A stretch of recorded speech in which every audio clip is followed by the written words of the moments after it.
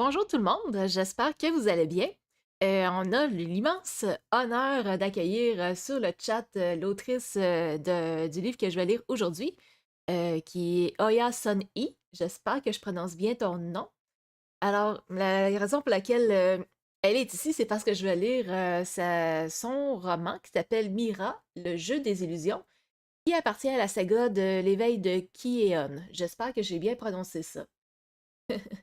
Alors, c'est ça. Je vais vous montrer sa page de vente. C'est par ici que vous pouvez précommander son livre par Kofi.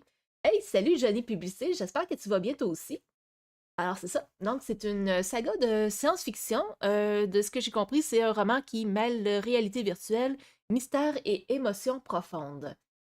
Alors, sans plus tarder, on va aller voir justement cette petite. Dans le fond, j'ai accès au document. Et on va lire ensemble pendant à peu près une heure environ le roman en question.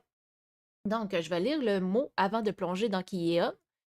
Si tu lis ces lignes, c'est que quelque part, tu as fait un choix. Celui de soutenir l'auto-édition, oui, mais aussi celui de plonger dans un monde qui m'habite depuis des années. L'éveil de Kieon, ce n'est pas juste un roman, c'est un bout de moi.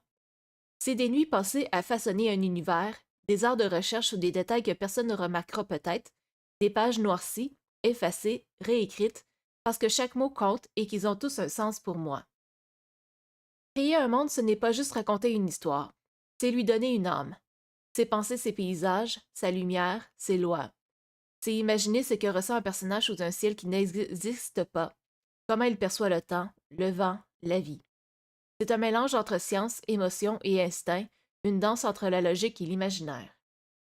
Alors si aujourd'hui, tu tiens cet e-book entre les mains ou entre les pixels de ton écran, sache que ce n'est pas juste un achat. C'est une confiance que tu m'accordes à moi, à mon travail, aux gens qui m'ont accompagné, aidé et inspiré. À l'auto-édition aussi, à ces histoires qui naissent en dehors des circuits traditionnels, mais qui n'en sont pas moins intenses et sincères.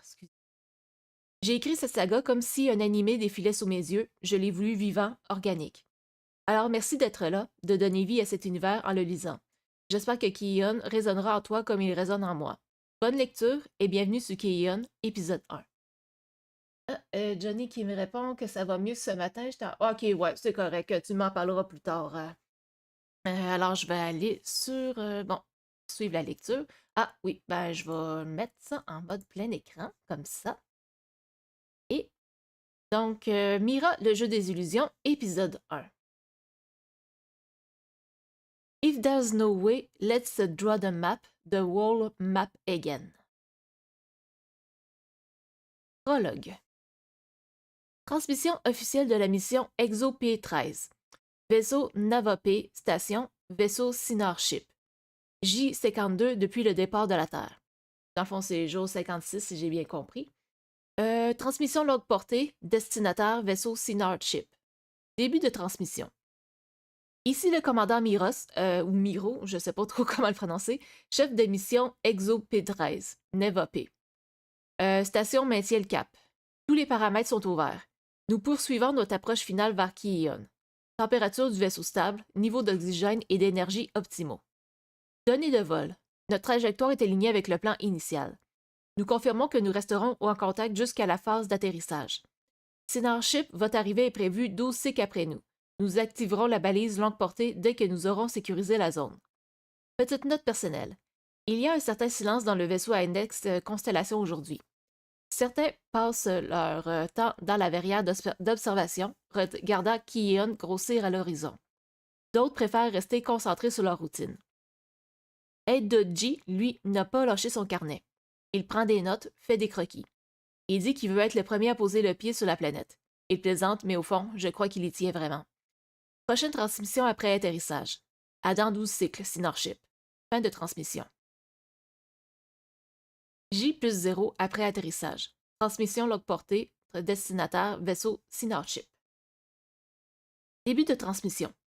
Ici Samira Ben Khalil, géologue. Nous avons atterri. Kion est magnifique. Je pourrais parler des paramètres atmosphériques, de la température de la composition chimique du sol, mais rien ne pourrait traduire ce que l'on ressent en voyant ce monde de nos propres yeux. Le ciel est lavande et or. L'air a une densité plus forte que sur Terre, mais il est respirable. Nous avons vu la brume lumineuse flotter dans les plaines comme des vagues silencieuses. Il y a des forêts aux reflets cristallins et des océans dont la surface scintille sous l'effet des vents électromagnétiques. Notre biologiste a été le premier à poser le pied sur la planète. Je crois que son nom restera gravé dans l'histoire. Il y tenait tellement. Nous avons commencé à ériger le premier camp. L'équipe scientifique prélève des échantillons. Il n'y a aucune trace de civilisation avancée, mais cette planète vit. Nous le sentons tous. Quelque chose pulse sous la surface comme une respiration ancienne et profonde. Glenn pour Synarship, le vaisseau annexe Constellation reste encore en orbite pour 2 cycles avant son atterrissage. Nous avons activé la balise longue portée. Vous recevrez cette transmission à votre réveil. On vous attend. Fin de transmission.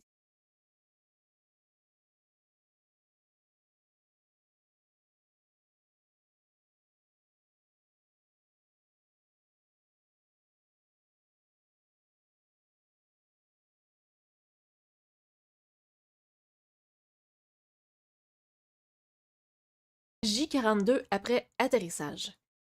Transmission longue portée, destinataire, vaisseau Synarship. Début de transmission. Ici Glenn Nguyen, chef de transmission. Synarship, vous deviez nous répondre depuis maintenant 30 cycles. Rien. Notre balise tourne en boucle. Aucune confirmation de réception. Soit il y a un problème de transmission, soit vous ne nous recevrez jamais. Ici le capitaine Miros. Nous commençons à prendre de nos marques avec les premiers habitants du vaisseau Constellation. Certains ne sont pas encore prêts à fouler le sol de Kion. Une cellule psychologique a été mise sur place. Pour ce qui est des autres, la population semble doucement se faire à l'environnement. Excusez-moi. Les premières expéditions commenceront bientôt. Ici Age Odison. Nous semblons seuls, mais nous ne sommes pas les premiers à fouler cette planète. Aujourd'hui, alors que le soleil se couchait derrière les montagnes cristallines, nous avons vu une silhouette au loin. Elle marchait à travers les plaines, la peau irradiant d'une lueur douce. Elle ne portait aucun équipement, aucun vêtement. Elle se fondait dans Kion comme si elle était une extension. Elle nous a vus. Elle s'est arrêtée. Puis, elle est partie. Ce n'était pas un humain. Pourtant, fin de transmission. Chapitre 1. Set Me Free, Auguste D. La douce lumière de mes doigts, comme un secret volé à l'obscurité. Chaque nuit, il s'illumine, tour à tour, mais je ne dis rien. Maman m'a dit de ne rien dire, de ne pas laisser les autres voir. Cette belle anomalie de la nature, c'est la mienne, mais elle est si inutile. On dirait presque une blague, une de ces petites erreurs que la nature laisse derrière elle. C'est joli, certes, mais ça ne sert à rien, et ça pourrait même me condamner. Mon rôle, depuis quelques semaines, c'est d'apprendre, d'écouter. Je suis un nouveau gardien des savoirs, un rôle lourd, mais nécessaire. Les gens n'ont pas idée de ce que cela veut dire, de tout ce que je dois garder pour moi. Ils n'ont même pas l'air de comprendre à quoi nous servons, ni même pourquoi nous existons. Ma mémoire, elle est comme un coffre trop plein. Parfois, j'ai l'impression qu'elle va déborder. J'y amasse le poids des choses si grandes de sens. Mais je dois être calme, je dois être précis, comme on l'a appris. On dit que j'ai une mémoire parfaite, mais je n'arrive pas toujours à savoir ce qui est vrai et ce qui ne l'est pas. Les histoires se mélangent dans ma tête et la frontière entre la réalité et ce que j'apprends est floue. Mais peu importe tant que je garde le silence. Les autres enfants jouent, rient, courent. Moi, je regarde, sans vraiment comprendre pourquoi je n'ai pas ce besoin de m'amuser comme eux. Peut-être parce que ce monde est déjà trop plein de choses. Je vois tout, j'entends tout, mais je n'ai jamais appris à en parler. Je les entends dire que je suis différent, mais je n'arrive pas à comprendre pourquoi. Ma matière grise les indiffère, mais les questionne tout autant. Je n'ai jamais demandé cette capacité, cette mémoire qui me fait marcher sur des chemins d'histoire perdue, mais aussi quotidiennes. Elles sont dures, allant jusqu'au sordide, à l'atrocité. J'aurais préféré être comme eux, mais ça, je peux pas le dire à maman ni à papa. Ils me disent que je dois être fière, mais je ne suis pas sûre de comprendre pourquoi. Peut-être que la vérité, c'est qu'on m'a donné quelque chose de précieux, mais qui me condamne à la solitude de mes pensées et à l'abandon et de l'innocence de ma vie d'enfant. Hey, salut les shooters! Tu dis que c'est dégueu sur la route? Ouais, je te comprends. Moi, c'est. De mon côté, ça a l'air d'être de la pluie, peut-être de la neige dans. Je sais pas trop ça de la température dehors, mais c'est vrai, c'est un peu dégueulasse, là. C'est. Au moins, ça aide à faire fondre la neige, mais pour toi, c'est. Je pense dans ton coin, ça doit pas faire fondre tant que ça de ton côté, là. Alors, je vais continuer ma lecture. Ça, il était là tantôt. Il va peut-être revenir. Evan, c'est l'heure de la lecture. Le maître t'attend. Je range rapidement mon carnet d'écriture et me replie sur moi-même. comme si je pouvais aussi ranger mes pensées. Je remets mes gants en cuir pour me dissimuler une fois de plus. Des vestiges du temps soliste, solides et opaques. Témoin élégant d'un sort que mes parents m'ont imposé sans le vouloir, afin de ne pas compromettre ma vie sous le dôme. Ils m'ont été remis avec des mots que je ne voulais pas entendre. Cache-les, protège-les. Je remets en place mes vêtements, hâte de me fondre dans la routine du temple. Le corps tendu, je dévale les escaliers, le bruit de mes pas creusant un fossé entre l'enfant que je suis encore et l'adulte qu'on veut que je devienne. Les journées sont longues, mais ma patience et mon assiduité seront bientôt récompensées. Plus que quelques heures, et je me rendrai au second étage pour retrouver mon meilleur ami. Ces histoires, ancrées dans le présent, me rappellent que la vie continue quelque part, en dehors de ce rôle que je joue. Ses tourments, son regard sur l'avenir, tout ça me fait oublier, juste un instant, que je suis ici, coincé dans le passé des deux mondes. Je m'y perds et je m'y accroche. Peut-être que, dans ces mots, je trouverai une brèche, un espace où mon destin ne m'étouffe pas. Un espace où je suis juste Steven. Bon, est-ce qu'il me répond? Neige non colombienne, verglas, griser les vents. Ouais. C'est bien important de spécifier que c'est de la neige locale, hein? Euh, bon, sur ça, ben, c'est un petit peu un peu une inside joke entre lui, entre les shooters, moi, puis d'autres personnes, là. Fait que quand on parle de neige colombienne, c'est pas vraiment de la neige, mettons. Ok, bon, continuez ma lecture. Ozoka arrive enfin chez lui, après une journée de cours passionnante. Il est pourtant dans l'urgence depuis ce matin. À 18h ce soir, il aura accès, comme une dizaine d'autres futurs joueurs, à la version bêta du premier jeu vidéo créé sous le dôme, Mira. Alors qu'il fait un passage furtif dans l'entrée, qu'il jette son sac sous le porte-manteau et qu'il file déjà à toute allure vers sa chambre, sa mère, professeure de métier, l'interpelle. « Jeune homme! » Son visage coupable se crispe. Mais, obéissant, il redescend les escaliers à toute vitesse, verrouille l'entrée de son habitation laissée ouverte dans la hâte et se poste devant ses parents. « Hello? »« J'attends, lui dit sa mère, le sourcil relevé et les bras croisés, telle une inspectrice de devoir fait. Physique A+, maths C, stratégie A+, management A+, histoire du monde BC, langue des peuples A+, biologie A+. Maths C, s'exaspère le père. Tu vas devoir réviser demain. Être beau ne suffit pas dans la vie. Mais maman, demain je dois voir Taven. Ça fait un mois entier. Tu n'auras qu'à réviser avec lui. Ok, non, tu n'auras qu'à réviser avec lui. Enchaîne Beck One de Tom Hawker. Mon très cher père, je vois que votre humour est à son apogée. Il est certain que mon ami appréciera votre suggestion. Ne commence pas à parler comme lui, ça me donne des boutons. Ça doit être la mère, je pense, qui répond maudite patte. Bon matin, mousticade, j'espère que tu vas bien. Vous me fatiguez tous les deux. Ozoka, pas trop longtemps. Ça doit être. Ou c'est la mère qui dit ça, là. Ok. Vous me fatiguez tous les deux. Ozoka, pas trop longtemps sur ce truc. On dit jeu vidéo. Il y en avait plein dans l'ancien monde, apparemment. Je suis sûre que ça va être incroyable. Oui, oui, allez, va. Mais garde les pieds sur le sol, s'il te plaît. Il embrasse la joue de sa mère et disparaît à l'étage de l'appartement. Arrivé dans sa chambre, Ozoka ouvre un des tiroirs de son bureau et en sort 2 biscuits aux graines de Konopi. Confectionnés par les arboristes, ils ont des vertus calmantes et ultra nourrissantes. Il va avoir besoin de force. Il fait de la place autour de lui et vérifie que son siège est bien scellé au sol de sa chambre. Il enfile le casque recouvrant ses lunettes de sauvegarde et ses oreilles, ainsi que quelques capteurs qui collent ici et là sous sa nouvelle combinaison sensorielle. Il est paré pour entrer dans le nouveau monde. Ça commence. Un tintement lointain, semblant avoir un rythme aléatoire, l'hypnotise par sa clarté et sa douceur. Celui-ci lui chatouille les oreilles. Ozoka soupçonne des morceaux de métal qui s'entrechoquent les uns aux autres, quand tout à coup, après une minute tout pile, un bruit sourd le frappe si fort qu'il bondit de son siège. Connexion au serveur en cours. Il se rassoit en se moquant légèrement de lui-même. Après les premières mises à jour obligatoires, un règlement lu à la va-vite et une prise en main rapide grâce au tutoriel sensoriel, il découvre enfin la première cinématique. Bienvenue sur Mira, l'autre monde. Ici, vous avez la possibilité d'explorer au dehors des murs. Vous pouvez incarner n'importe quel personnage, lui attribuer toutes les caractéristiques que vous souhaitez. Sur Mira, vous pouvez créer un espace totalement à votre image. Vous allez découvrir une faune et une flore époustouflantes. N'hésitez pas à faire des pauses si cela vous procure trop d'émotions fortes. Au travers de ce monde, vous aurez une multitude d'activités à votre disposition. Réalisez des quêtes, construisez votre nid douillet, participez à des concours, jouez entre amis ou avec de nouvelles personnes, rencontrez des gens de toutes classes, de toute origine, sans distinction. Sur Mira, le peuple ne fait qu'un avec son environnement ainsi qu'avec ceux qui le composent. Vous devez respecter tout ce qui vous entoure, de la plante la plus minuscule à la plus grande créature. Des sanctions allant d'un rappel du règlement jusqu'à la mise en pause de votre avatar durant une période établie selon la gravité de votre infraction pourront être appliquées. Si vous êtes prêt à nous rejoindre, cliquez sur Connexion. Un didacticiel sera présent pour vous accompagner dans vos premiers pas sur le sol de notre planète. Ne négligez pas son aide précieuse. À tout de suite, très cher nouveau citoyen de Mira. Hey, salut, Clochard Ruel, j'espère que tu vas bien. On est en train de lire un roman de science-fiction slash réalité virtuelle. Donc, je vais prendre une gorgée d'eau.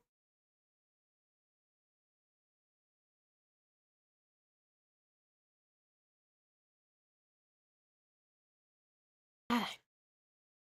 Dans son casque, l'espace qui l'entoure lui donne une sensation de vertige.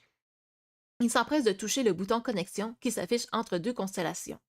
Installé dans ce qu'il devine être un vaisseau, il peut découvrir des petits points d'interrogation sur lesquels il appuie. Le hublot sur sa gauche s'ouvre. Puis, il appuie sur le bouton suivant et le jeu lui offre une vue extraordinaire. Il se rapproche de cette planète nommée Mira. Elle est ronde, colorée. Il en fait le tour grâce à un troisième clic. Le vaisseau s'approche de plus en plus vite. Les paysages se dessinent petit à petit, composés de grandes chaînes montagneuses, de plaines aux plantes pour la plupart vertes, d'immensités d'eau d'un ton rosé ou turquoise selon les endroits où il regarde, ainsi que d'une multitude de lumières témoignant de lieux d'habitation.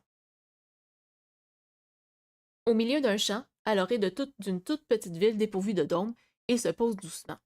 Un sas, semblable à celui qu'il a oublié de verrouiller plus tôt chez lui, s'ouvre dans un vacarme succinct.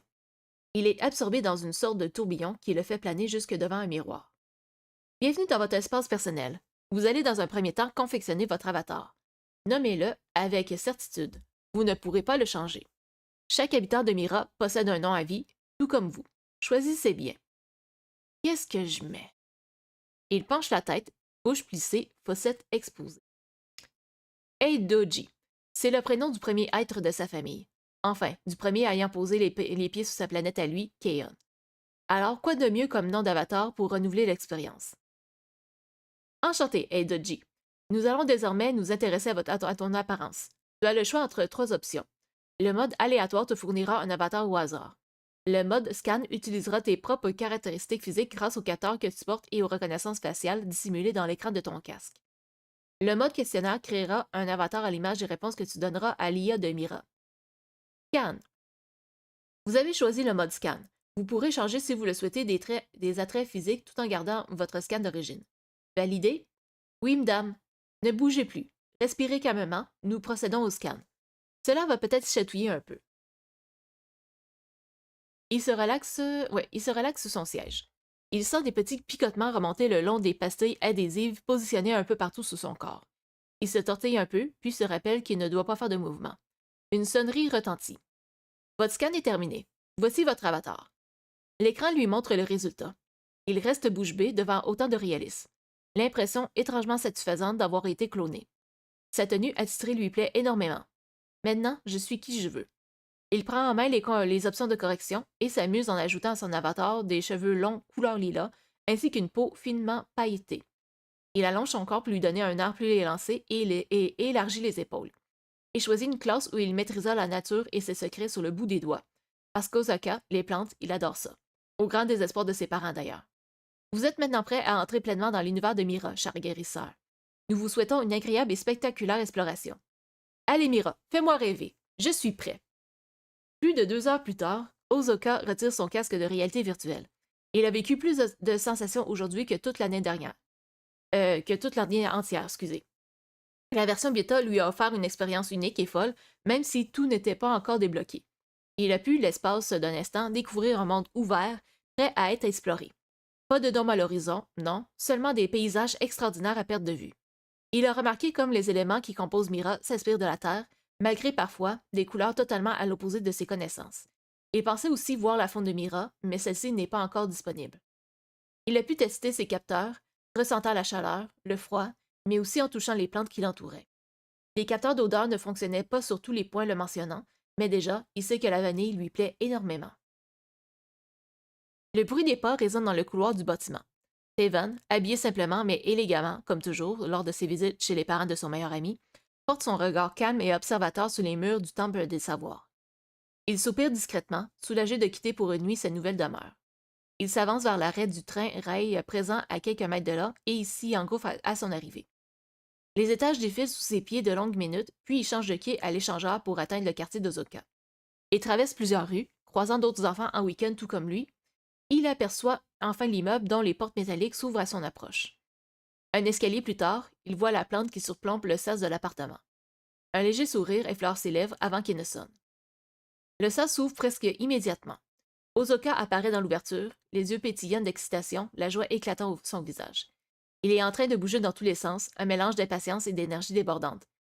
Taevan, ça fait trop longtemps! Entre, vite! Il l'attire à l'intérieur si rapidement que Taevan en a les cheveux qui volent. Wow, doucement, danger ambulant que tu es.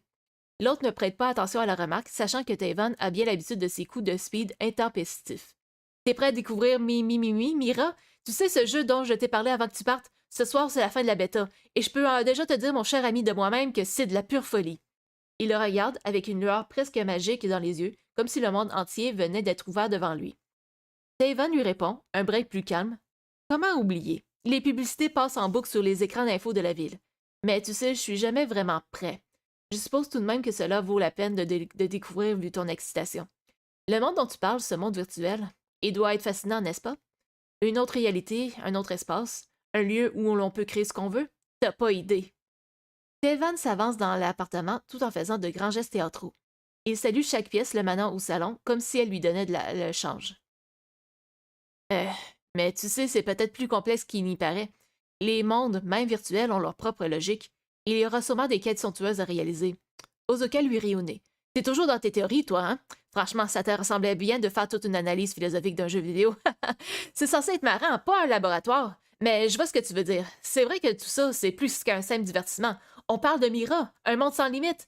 C'est l'occasion de tout recommencer, de changer les règles. C'est l'aventure! Youhou, l'aventure! Taevan répète. Il pose ses yeux un instant sur Ozoka, puis se détourne légèrement, comme s'il avait un peu de mal à s'ouvrir entièrement. L'aventure. Peut-être. Mais même dans l'aventure, il faut savoir où l'on va, sinon on se perd.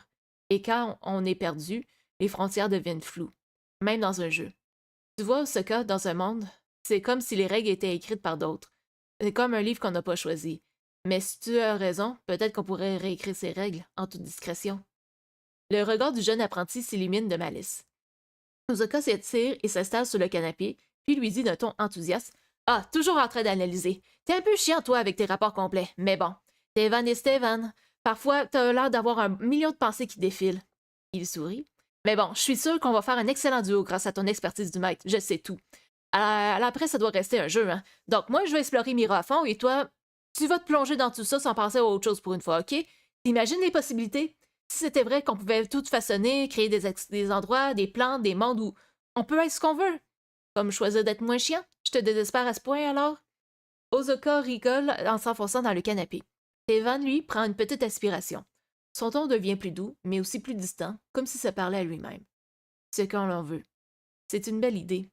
Mais être ce qu'on l'on veut n'est pas si simple. Dans un monde où tout se fait à la demande, on oublie parfois que ce n'est pas la liberté qui nous détermine, mais les choix qu'on fait. La liberté, c'est de savoir pourquoi on choisit. Pas juste être dans l'illusion. Ozoka redevient sérieux et penche la tête, un peu perdu dans la réflexion de son ami, mais rapidement revient à son enthousiasme. Mais c'est ça qui est génial! On peut être n'importe qui!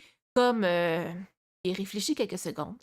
Comme un explorateur de monde, un guerrier fantastique ou un mage qui maîtrise la nature. Moi, j'ai envie de voir tout ça, d'avoir des pouvoirs. Mais toi, dis-moi, si tu pouvais, tu ferais quoi? Ozoka lui lance un regard curieux, ce à quoi Tevan répond avec un sourire léger. Si je pouvais, je créerais des mondes invisibles. Des endroits que seul un esprit curieux pourrait comprendre. Peut-être un endroit où l'on pourrait se cacher du temps, où les murmures des arbres sont les seules voix que l'on entend.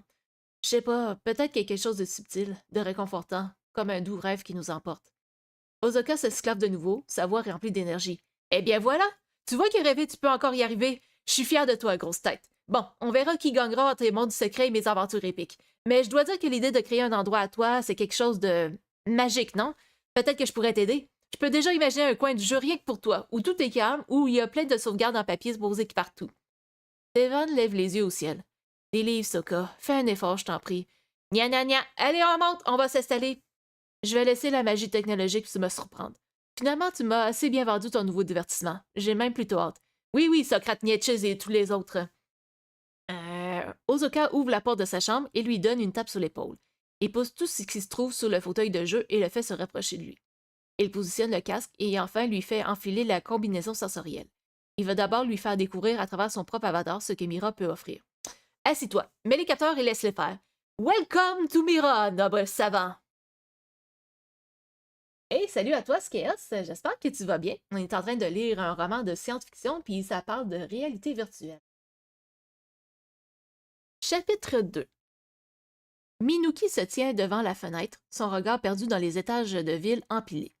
Le dôme qui entoure la cité filtre la lumière du matin et elle ressent une douce chaleur l'envelopper. L'air ambiant du salon est doux, comme une étreinte. Elle ferme un instant les yeux, se laissant bercer par cette sensation. Puis, inspirée, elle ouvre une sauvegarde à travers ses lunettes et commence à dicter. Est-ce si faire au regard du prisme bulle qui nous entoure qui réchauffe mon cœur ce matin? Je me sens comme enveloppée dans une couverture chaude alors que j'ai déjà ma tenue pour l'école. Peut-être que mon rêve ne veut pas que je m'en aille vers la réalité d'aujourd'hui. Peut-être qu'il veut-il encore me faire vibrer de toute mon âme et de mille lumières comme je l'ai vécu dans ce songe intemporel. Peut-être qu'il m'emmènera encore auprès de mon autre, à qui je... le nom qu'ils ont donné à leur soleil, une étoile de Tika, naine rouge. Ah, intéressant. Bon, Niskes qui me répond que sa gorge s'agace, mais ça va. Bon, ben.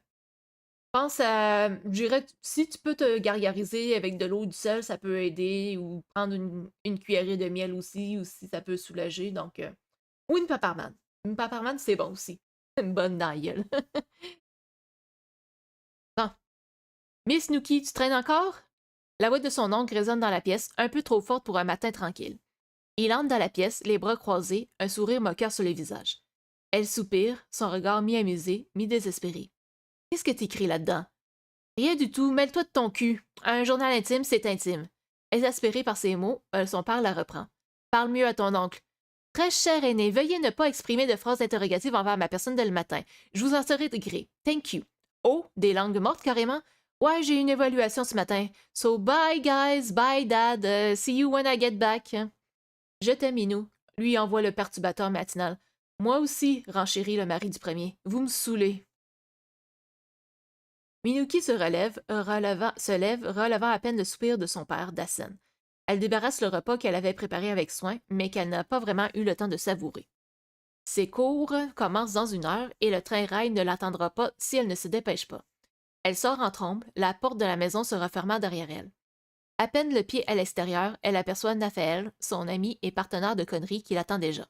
Comment va ma boudeuse préférée? Comme d'hab.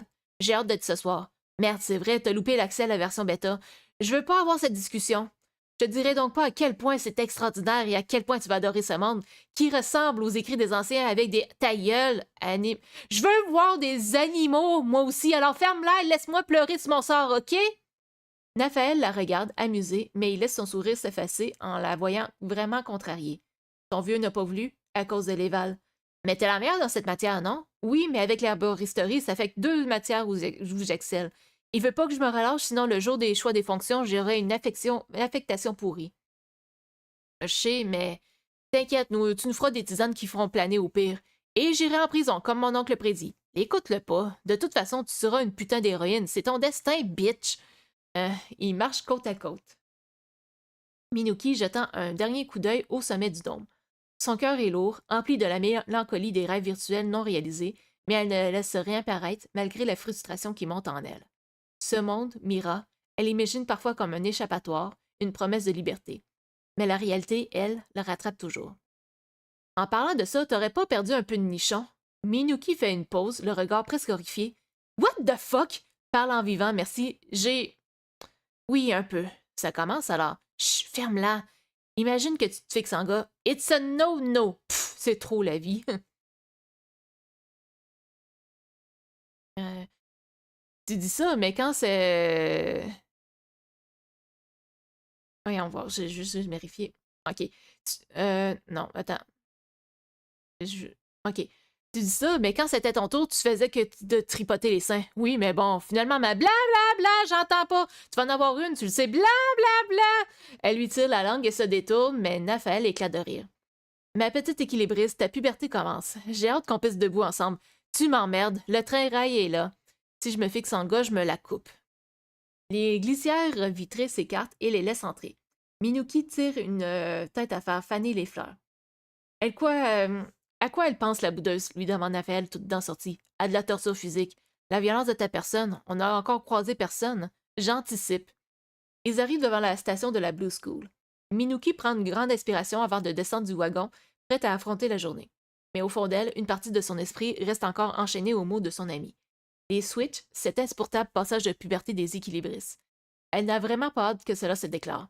Elle espère au fond d'elle que cela sera bref, comme pour son amie Rulia. C'est d'ailleurs la jeune fille qui les rejoint à la sortie de l'échangeur devant le bâtiment scolaire. Hello! Doucement, toi, on a encore quelques minutes avant l'interro. Rulia lève les yeux au ciel et prend le bras de Nuki avant d'avancer vers elle vers l'entrée. Raphaël, lui, a repéré Philénis, le jeune homme à la chevelure aussi flamboyante que sa bouche est crispée, ne quittant pas des yeux les deux jeunes filles qui lui passent devant. Hey, Philène, t'as de la baffe qui coule juste ici. Ferme-la, bouffon. Raphaël, avec son air éternellement moqueur, s'approche tout près de son oreille. Il prend une voix grave et solennelle. N'oubliez pas, jeune équilibriste, que votre engeance est prohibée. Vous n'en n'enfanterez point sous le dôme sous peine de risque de polvère. Moi, ha ha! T'es lourd, sérieux, t'es trop un gamin. C'est pas moi qui fais 1m40 à 12 ans. Je t'emmerde. Allez, bouge, on va être en retard. Oh, excusez-moi.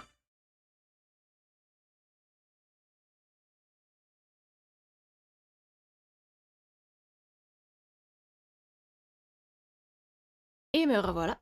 Alors, la salle d'histoire des mondes est plongée dans une lumière tamisée. L'écran devant eux diffuse des images des anciens temps. Des anciens temps, oui. Minuki semble perdu dans ses pensées, son regard vague, tandis que Rulia prend des notes avec sérieux. Philénis, assis juste derrière Minuki, jette souvent des coups d'œil furtifs dans cette direction, son esprit loin de la leçon. Naphaël, de son côté, semble complètement déconnecté, faisant des grimaces et des petits gestes avec ses doigts pour attirer l'attention de Minuki. Le professeur, une figure austère avec des lunettes trop grandes pour son visage, remarque immédiatement leur comportement. Il se redresse et les fixe, un sourcil haussé. Ça suffit, Naphaël. Et les autres à droite, là, on vous dérange peut-être? Minuki sursaute et se redresse, tandis que Rulia lève les yeux de son carnet, là, presque ennuyé. Philénis se crispe un peu plus, mal à l'aise. Le bout en train, lui, finit par répondre Pardon, pardon, monsieur. Le professeur soupire, agacé, avant de reprendre son discours, se concentrant sur l'écran qui fait défiler des images générées par intelligence artificielle de la période d'arrivée des solistes sur Kion.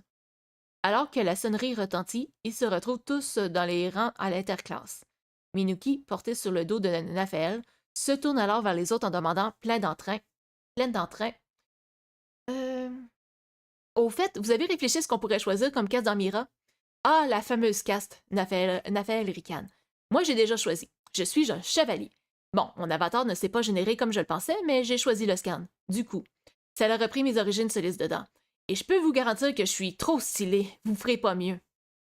Ah bon, Oya Sonny qui me répond Tu lis tellement bien les dialogues, j'adore. Et tu prononces directement bien les noms. Ah, merci, je suis flattée.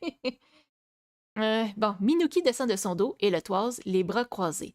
T'as fini ton monologue, Narcisse? C'est bien son genre, tiens, rajoute Rulia. Je parie que ton avatar se trimballe à moitié à poil avec aucune gêne. T'es pas prête. Il tombe le torse et se caresse le vent dans se tortillant. Urk, arrête ton charme, espèce de pervers, lui demande Rulia, les yeux pleins de dégoût. Nafel lui adresse un clin d'œil. Tu es désespérant, peut-être, mais je suis toujours plus de classe que cette espèce de bruitard bizarre. Hein, monsieur Philénis? Bruitard bizarre? Vas-y, explique, Philène. Le jeune homme rougit lorsque Minuki s'adresse à lui. Personne ne relève ses lumis qui scintillent doucement également. Il s'adresse à Naphaël. Ça se dit barde, bouffon. Il continue pour Minuki, non sans une once de fierté, et c'est une casse élégante qui use de la magie des ondes de la musique. Rulia hausse les épaules nonchalantes, le coupant dans son explication. Je me prendrais bien un arc, moi. C'est un rôle utile de pouvoir se tenir à distance. En plus, le tir à l'arc possède souvent des costumes hyper travaillés en compétition sportive. Je vais me régaler. Minuki fronce les sourcils. Je croyais que tu avais eu accès à la bêta, Rulia. Tu parles comme si tu n'avais pas testé. J'ai révisé. J'avais la flemme aussi un peu. Mais quoi? Minuki la fixe, les bras tombés et la bouche grande, ouverte d'incompréhension. Et toi, Minuki? Demande Roulia calmement, brisant la tension. Tu voudrais être quoi? Moi? Minuki réfléchit un instant. Je serais guerrière aussi. J'ai envie de me battre, genre tout casser. Comme ça, avec ma guilde, je rebâtirais un nouveau monde avec beaucoup moins de trous de cul. C'est reparti pour un discours de rébellion. Naphaël la regarde de haut en bas en secouant la tête. Moi, je comprends. La frustration que tu as pourrait bien être exploitée, Sumira. Je suis sûre que tu te donneras à fond pour bâtir un univers magnifique avec ta guilde. Notre guilde! Elle crie le poing vers le haut. Essaie déjà de pas oublier ton sac le matin pour avoir l'air plus sérieuse quand tu prendras les rênes de ton nouveau monde. Tu n'es qu'un être perfide et sans chaleur, Nana. Minuki se jette sur lui et ils entament une fausse bagarre, ce qui leur vaut à tous les deux 1 heure de nettoyage à la fin de la journée. Chapitre 3. Fish Ozoka. Nom d'avatar Eidoji. Nom de guilde, il n'y en a pas. Quête effectuée, 0. Capacité, magie, régénérescence, ami dans le jeu, 1. Heure de jeu, 3. Bio, prêt à être qui je veux. Quelqu'un sait par où on commence? Sinon, moi, j'aime les plantes, manger et les maths. Non, je déconne. Je parle avec tout le monde. Venez PV. OK, ça c'est fait. Ozoka avance un peu dans ce qui ressemble à une zone de quartier. Mais rien n'est disposé pareil. Il y a une sorte de place au milieu de ce qui paraît être des habitations. Les arbres se balancent, les feuilles dansent. C'est quoi ça? Les petits capteurs sous sa peau lui envoient des décharges traduites de manière inconnue par ses nerfs. Une sorte de souffle frais et léger se répand partout autour de lui. Excusez-moi. Nouvelle sensation débloquée. Vent. Description du vent dans votre lexique. Je vais prendre une gorgée.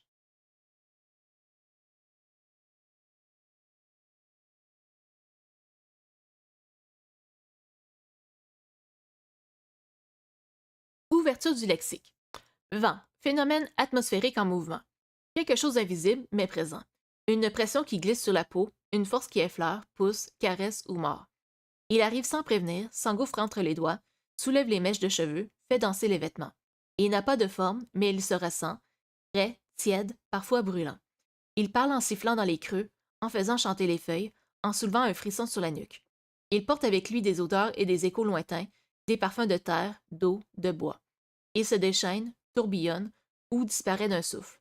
C'est un mouvement sans origine, un murmure du monde, un souffle qui fait exister l'espace. Il en a la chair de poule. Trop bizarre. Devant ses yeux, un magasin nommé Étal est ouvert. Il se met dans la file d'attente. Il est un peu poussé par d'autres joueurs qui ne maîtrisent pas encore parfaitement les mouvements de leurs avatars. Derrière lui, un autre avatar se positionne. Sa fiche personnelle s'ouvre. Fiche Minuki. Nom d'avatar, Minu. Nom de guilde, Cassiopeia. Ou Cassiopeia, je ne sais pas trop comment le prononcer. Quête effectuée, 0. Capacité, guerrière. Nombre d'amis sur le jeu, 3. Nombre d'heures sur le jeu, 9. Bio, ici pour les animaux et la baston. C'est quoi ça, les Cassiopées? Oh merde, mon micro. La guerrière derrière lui répond. C'est une constellation. Comme elle, faut nous éviter. Faut pas l'écouter, elle exagère parfois. Hein, Minou? Des fois, elle ravage tout, en vrai. Sérieux, les gars, c'est la réputation que vous faites? Ravage tout, vous n'avez même pas fait de quête encore. On parlait de réalité, elle a... Mais tais-toi! PV de Minou à Lutin. Tu vas pas lui parler de moi. On connaît pas cette personne. Désolé, Minou. T'as vu, c'est un guérisseur. PV de Minou à Eidoji. Salut, tu es guérisseur ou magicien guérisseur? Peu importe. Tu cherches une guide pour faire un essai? Un essai? Je sais pas, moi, j'ai même pas fini mon espace perso encore. Vous partez déjà en quête, là? Puis j'ai un peu peur, t'as pas l'air commode, ils disent tes potes. T'as peur de mon niveau de jeu? Non, de la personne qu'il y a derrière. Je suis pacifiste. Toi, tu es une guerrière avec des armes de guerre. Il rigole derrière son casque, tout rouge, un peu de bave au coin de la lèvre. Il faut dire que même s'il est face à un avatar, l'idée trottant dans sa tête que la personne derrière lui se soit scannée le laisse rêveur. Minu fronce les sourcils. Dans la vraie vie, j'ai pas d'armes. Bon, ok, parle-moi de tes capacités. Il rigole de plus belle, puis se reprend. Je suis spécialisée en régénérescence. En gros, je suis là pour soigner. Je dois récolter des plantes et faire de la cueillette pour que mes sorts soient efficaces. Je reste en retrait. La baston, c'est pas mon truc. Si ça vous va, je suis. Seulement si tu restes sympa. Vous avez reçu une invitation pour rejoindre la guilde des Cassiopées. Accepté, refusé. Accepté. Un nouvel onglet apparaît sur l'écran de Heidoji et affiche le nom des 4 autres membres. Chef de guilde, Minou. Les pseudos sont bleutés, il suffit de cliquer dessus pour voir leur profil. Bonjour tout le monde! Oh, du coup, c'est toi la chef Minou? Vous vous connaissez en vrai? Ça vous dérange si je fais venir quelqu'un plus tard? Pardon, je parle beaucoup, des fois. Tous le saluent au fur et à mesure. Ouais, c'est elle, la chef. Plus c'est petit, plus c'est hargneux. Peut-être exagère, elle ment pas. Ah, si, je vous entends. Tu voudrais faire venir quelqu'un? Ouais, si c'est OK. Elle a pas encore son équipement, elle le récupère ce soir. Je sais pas ce qu'elle veut prendre comme spé, mais je regarderai vos profits et je lui dirai de prendre un truc qu'on n'a pas. Ça vous va? Ouais, t'enverras un message à Minuki, elle dort jamais. Sauf en classe. Je vous emmerde et ici, c'est Minou. OK. Je prends 2, 3 trucs et je retourne à mon espace perso. Vous voulez lancer une quête quand? Je dois faire mes devoirs après. Ouais, les devoirs, c'est chiant. T'as vu l'heure? Demain? Demain, Minou? La chef de guilde réfléchit, puis répond en soufflant. Ouais, demain. Je dois aussi réviser de toute façon. Super. Bon, ben bien, cool d'être dans votre guilde. Minou, je te PV ce soir du coup. À plus tard, tout le monde. Bon, j'ai faim. Ozoka sort de sa chambre après avoir retiré son équipement de jeu. Il trottine dans l'escalier, puis le couloir et enfin le salon. Il observe un temps ses parents, se battant sur le canapé à savoir qui aura la dernière cuillère de sorbet. Il rit aussi, puis se dirige vers le cellier pour piocher dans un bocal ses biscuits préférés. Sur le meuble à côté, il voit son arrosoir. Sa mère, arrivée derrière lui, cherchant elle aussi après sa défaite au combat rondement mené, un petit quelque chose à se mettre sous la dent. T'as pris quoi, mon gros bébé? Man, sérieux? Quoi? Une main sur la hanche, l'autre étendue pour avoir un biscuit. Elle le remercie en hochant la tête. Ma mère est une chimère qui sait ce qu'elle fait. Je peux y aller? Tu es bien pressé, mon Sokawa. Le biscuit croustille sous sa mâchoire, pendant que ses doigts viennent frotter les joues de son fils qui se laisse faire. Tu vois, tu es mon gros bébé. Coupable. Il prend l'arrosoir comme porte de sortie et file dans la cuisine pour le remplir. Tu peux jeter la boîte à déchets en passant? Le container passe ce soir.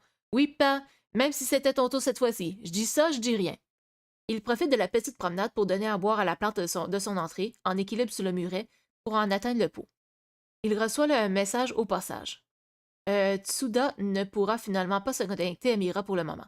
Il lui envoie des petits emojis de soutien, l'air penaud. Puis il reprend sa boîte et s'engouffre sous une arche. Il pousse le rideau en métal qui se rétracte dans le mur. Là, la lumière de la sève de Kion se répand le long de la rambarde et illumine la pièce. Ça pue, c'est sale, c'est tout ce que j'aime. Il lâche ironiquement. Ozoka ouvre un sas et dépose sa boîte qui est aspirée dans un tube vers le bas. Adieu, petite poubelle!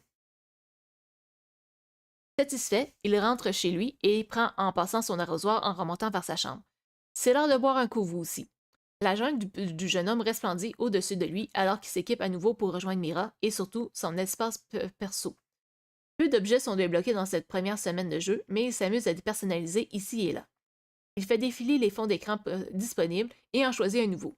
Une falaise aux roches saillantes qui surplombe un environnement fait d'une rivière, de nature pleine de couleurs, et laissant entrevoir un rayon de cifère qui se reflète sur des habitations cossues. Satisfait, il sélectionne sa maison et change quelques meubles grâce à la monnaie d'échange reçue à son entrée dans le jeu. Lorsque tout est à son goût, il lève le nez et se rend compte que l'avatar de Minou n'a pas bougé et a les yeux ouverts sur le côté de son interface. PV de Heidoji à Minou. Salut, t'es toujours là? Je vois que tu t'es pas d'écho. Tu galères pour tes devoirs? Non. Peut-être. Bon, d'accord. Ma pote peut pas venir à la prochaine quête finalement, mais plus tard. C'est Tsuda son nom. Bref, sinon pour tes devoirs, je peux t'aider si tu veux. Sauf en maths, je suis pourri. Bon, après, on n'est pas ici pour parler de devoirs, au contraire, mais voilà, tu sais au cas où. Invitation à visiter l'espace personnel de Heidoji. Accepté, refusé. Je passe en vocal. Très cher chef de guilde, je vous invite à venir visiter mon antre, si vous le désirez, pour vous prouver ma loyauté. Sauf si tu penses que ça va trop vite entre nous. Ha ha ha! Minuki presse le bouton, curieuse. Accepté. Bienvenue! T'as fait comment chez toi? T'as vu qu'à partir de demain, il y a la mise à jour de la faune? J'ai trop hâte de voir des animaux. Pas toi? J'ai un peu peur. Je sais même pas à quoi ça peut ressembler. Enfin, si, il y a les sauvegardes de l'école, mais... Je sais pas, pardon. Il s'énerve après lui-même. Mais Soka, tu vas te taire 5 minutes? Hein? À part faire la guerre, t'aimes bien quoi, toi? Faut pas écouter ce qu'ils racontent, je suis pas si violente qu'ils disent. J'aime bien sauvegarder des notes perso, faire des travaux manuels et... Ouais, des animaux! Déjà, les rivières et la mer, c'est un truc de fou, mais les animaux, j'ai tellement trop hâte d'en voir en vrai. Enfin, t'as compris quoi. Trop pareil. T'as déjà été vers la mer du coup? J'ai un peu peur de loin, ça paraît super grand, mais les rivières, j'ai bien aimé. Ça va vite et il y a plein de sensations à débloquer. Ma préférée pour l'instant, c'est le vent. C'est trop bien le vent. J'aime aussi quand les feuilles tombent. Ça va tout loin. Le vent? Ça fait quoi le vent? Je me rappelle plus, c'était au début, je l'ai pas activé. Le vent, ça chatouille, mais en même temps, ça fait tout doux. Et en même temps, c'est. Je sais pas. C'est comme si on te soufflait doucement dessus. Ça fait voler les vêtements et les cheveux. Ça fait drôle parce qu'en vrai, j'ai pas des cheveux longs dans la vie, donc c'est nouveau comme sensation. Je me demande si on peut, genre, traverser la mer. S'il y a un truc ailleurs. Une autre map, quoi. Ça se débloque peut-être, hein. Tu crois? Pour les maps? L'autre de Mira parle du monde comme super vaste. Ça m'étonnerait pas qu'au fur et à mesure des mages, on a des surprises. Oh, Minou, je dois te laisser. Ma mère tambourine à la porte. Il faut que tu dormes un peu, OK? On se parle demain? Ah oui, la quête. En plus, il n'y a pas d'école l'après-midi, donc il entend toujours toquer à la porte à travers la mousse du casque. Il se retourne et voit sa mère le fixer, les yeux grognons. Ozoka, ça suffit. Tu éteins maintenant. Ah, désolé. Il retire un instant son casque et souffle en direction de celle qui se tient debout devant lui, impatiente. Oui, mange, dis au revoir, ça va. Minuki ne dit rien. Elle n'a jamais eu la chance de reconnaître sa mère. Elle écoute avec envie la voix de celle d'Ozoka. Ozo. Hey Doji, je dois y aller. Bonne nuit. Attends. Ozoka se lève, se défait des capsules sensitives et va embrasser ses parents. Lorsqu'il revient, Minuki est toujours connecté. Il remet son casque et chuchote. Je suis là. T'avais l'air triste en disant bonne nuit, ça va pas? Tu peux pas en parler et m'envoyer bouler, tu peux. Après tout, t'es une guerrière avec des armes, tout ça. T'es con, sérieux. Oui, une vraie guerrière avec des armes. Elle s'esclave tout en pointant sa petite épée vers lui avec son avatar, puis reprend. C'est rien, t'en fais pas. Va dormir, magicien. Je vais faire mes devoirs. Il a réussi à lui redonner le sourire, mais il sent sa peine derrière. Il préfère ne pas relever pour le moment. Ok. Bah, à demain alors. On dirait soudain. Les filles se croient toujours super fortes quand elles sont tristes, alors que ça s'entend à 3 kilomètres. Si besoin, PV-moi. Fais des déconnexions de H2G. H2G. Bon, en tout cas. On va continuer. Un autre chapitre. Chapitre 4. Sinon, Oyasoni, si jamais tu veux que j'interrompe la lecture parce que je suis trop loin, t'as juste à me le dire dans le chat, hein. Mais je vais continuer encore jusqu'à 1 heure à peu près. Ben, pas 1 heure, excusez, jusqu'à midi. Il me reste encore une dizaine de minutes. Je pense que j'aurai le temps de passer le chapitre 4. 3 années. Non, non, ok. Non, c'est bon? Ok. Ok, allons-y. 3 années plus tard. Ozoka sort de table et commence à débarrasser les assiettes sales lorsque sa mère lui fait signe. Tu peux aller jouer. Je vais demander à ton père de finir. Mais range-moi un peu ta chambre et active le déshumidificateur. Tes plantes rendent l'air irrespirable. Moi, j'aime bien, ça ressemble à la jungle de Mira. Je voyage, moi. Voyager. Ah, chérie, ton fils voyage avec sa guide et nous ne sommes jamais allés au rayon nord-ouest. Quand allons-nous prendre des vacances, hein? Je suis cette discussion qui me paraît clairement prête à basculer en romantisme dégoûtant. Il court comme à son habitude dans les escaliers. Et cool, ça passe à l'âge adulte, du coup, c'est cool. Ah ouais, merci. Ben, ouais, on est déjà rendu à l'âge adulte, c'est cool. Fait que bon, il court à son habitude dans les escaliers. En moins d'1 minute, il est appareillé.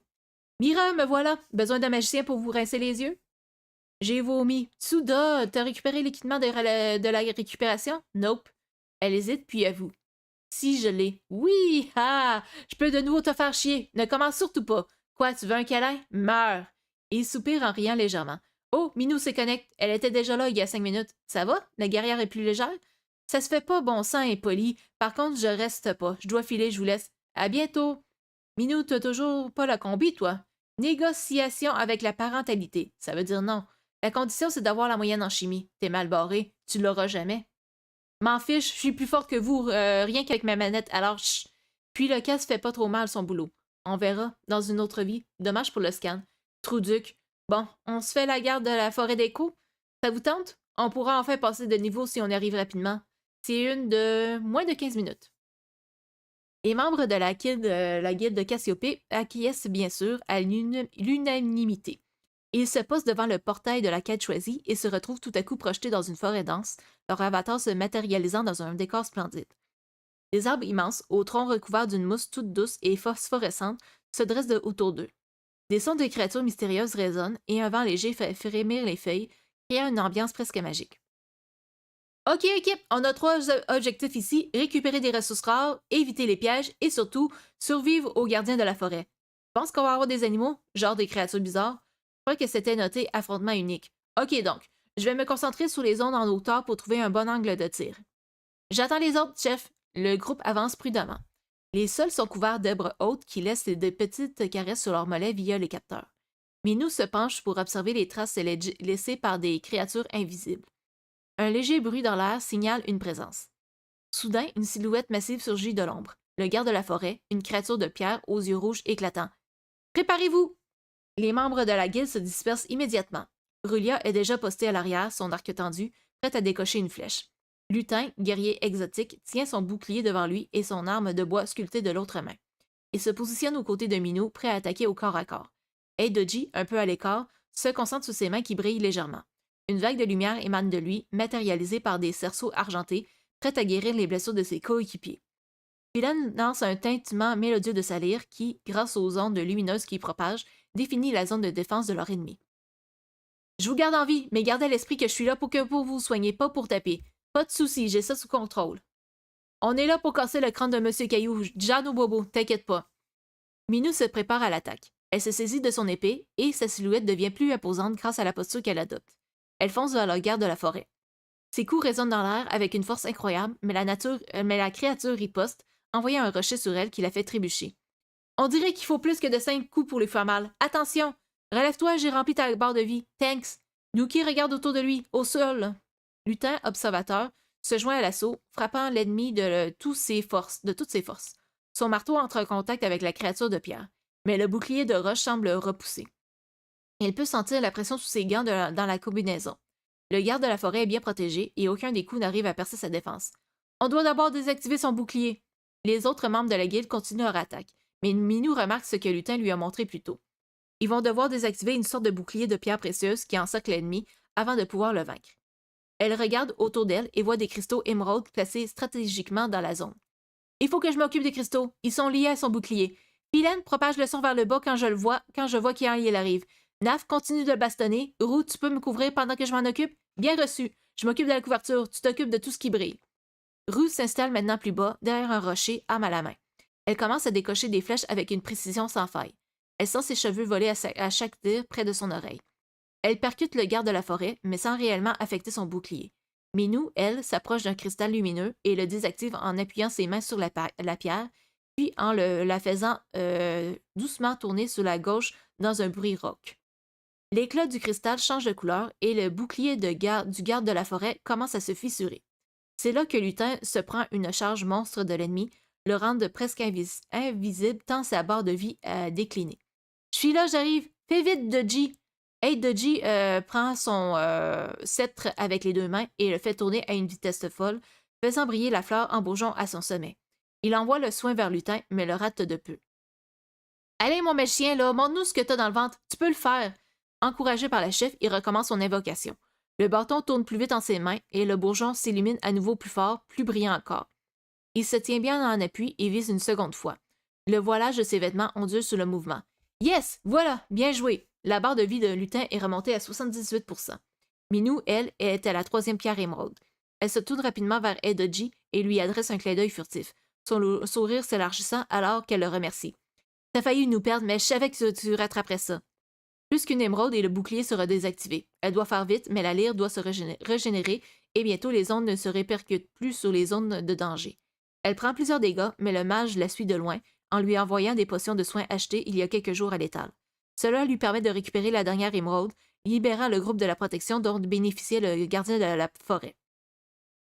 Ok, bouclier désactivé, maintenant on peut y aller à fond. Pilène envoie un accord qui déstabilise l'équilibre de la statue de pierre. Roux vide son carquois et Lutin envoie des coups critiques sans interruption. Monté sur un arbre, Minou se lance dans le vide, atterrissant sur l'épaule du gardien et assénant un dernier coup puissant sur l'arrière de la tête. Le garde de la forêt, dans un vacarme saisissant, explose en 1000 morceaux, ses yeux rouges tournoyant avant de s'éteindre. Les membres de la guilde poussent un cri de gloire en parfaite synchronisation avant de recevoir dans leur inventaire respectif une émeraude écho sacrée ainsi que de la monnaie virtuelle. Bien joué tout le monde, vous avez assuré. Désolé Lutin pour le coup raté. T'es fou ou quoi? C'était trop bien, t'as assuré mec, vraiment. La prochaine fois, Minou, on te laisse gérer le garde toute seule. C'était fou à la fin ce saut. Tout était dingue, j'ai trop adoré, vraiment, je me suis sentie tellement libre, vivante, exaltée. Oui, Doji, oui, un peu de tout ça à la fois. Si ça continue avec ma maladresse, je servirai plus à rien, moi. Non, dis pas ça, tu. Il est un peu long, ton silence. Jamais tous ri. T'es notre soignant préféré, certifié par des années d'expérience. Ouais, je vais faire une pause. PV de Tsuda à Eidoji. Tu boudes? Tête de toi-même. J'ai gardé le casque pour vous écouter. Ça va, t'as juste raté une action, c'est pas la fin du dôme. Ah ah. Non, juste que. Je sais pas, je me sens trop inutile, ça me saoule. Inutile pour la guilde ou pour ta chef adorée? Ha ha, deuxième édition. Vraiment, t'es trop marrante. Allez, tu veux que je passe ce soir? Ta mère vient chez la mienne. Non, je dois réviser. Ok. Désolée. Oui, j'ai compris, c'est bon. Qu'est-ce que t'as? Rien, j'y vais aussi de toute façon. On se voit en cours. Salut. Déconnexion de Tsuda. Ozoka soupire. Mais elle a quoi encore, elle? PV de Eidoji à Minou. Désolé, je file. Si t'as besoin d'aide pour les cours, je suis jusqu'à environ 22 heures. Bye. Je suis dans la classe supérieure, je te rappelle. Je finirais plus rapidement mes devoirs si je bossais. Je file aussi. Je vais me concentrer sur la chimie. Philénis passe m'expliquer. À plus, mon magnifique, et très important pour la guilde de magicien Ozoka. Le nommé avec surprise se dandine sous sa chaise de bureau, rassuré. Son cœur bat un peu plus vite après avoir entendu son prénom de la bouche de sa chef. Sans frapper, son père entre dans sa chambre. Tout va bien? Ah, oui. T'es aussi rouge que tes fleurs. J'ai chaud, c'est à cause des plantes. Maman me dit que. M'a dit de. J'ai hâte de connaître le nom de cette plante. Je vais chez Jo à côté, veille pas trop tard. Ozoka lui tire la langue, son père fait pareil et ressort. PV de Eidoji à Minou. À plus, ma chef préférée. J'en ai une, mais ça compte, non? Minuki lit le message, les yeux brillants. Oui, ça compte. Bye. Eidoji vient de se déconnecter. L'avatar affiché en haut de l'écran de Minuki, les yeux fermés, lui paraît très mignon. La chef de guilde essaie d'ignorer ses joues qui la chatouillent et les lumices qui l'assaillent jusqu'au bout de son nez. Il faudrait qu'il disparaisse avant que Philénis arrive. Elle sait depuis longtemps ce qu'il ressent pour elle. Elle soupire, serrant ses lunettes, les yeux rivés sous les cônes de Eidoji.